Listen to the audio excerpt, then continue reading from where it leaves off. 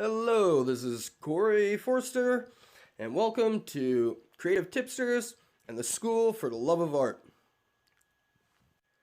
If you like the content that you are seeing, then let me know by subscribing and hitting that notification button to show you whenever I put up a new video. Sit back, enjoy, and I hope you learned something. Alright, so I found this at my local Dollarama, and I thought, wow, what a wicked find, you know? It's got lights, it's a unicorn, and look at the depth, and right away when I seen that depth, and I seen the lights, I thought, you know what, this can be awesome. I'm gonna put resin here, I'm gonna put, like, invisible, by day, glow in the dark by night, different colors.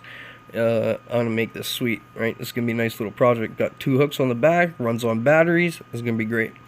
Problem is when it's all said and done, yeah, those lights, not only did some of them get coated over, which I could take them off, but it doesn't matter.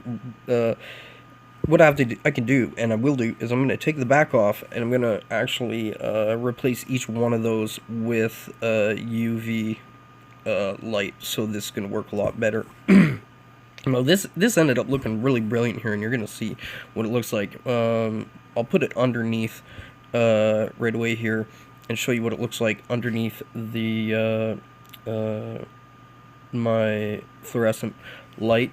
Looks absolutely amazing, but then it looks even just as amazing when I show you it when I shut off my black light. I bring it back up and I show you what it looks like when it will just be dark, so when you shut all the lights off. Now, I used fabric paints, and it messed up the epoxy. It messed it right up. So what I had to do is I had to re-pour the epoxy, and then I just did the fabric paints right over top, and then I just did a matte spray sealant to cover it, and there it is.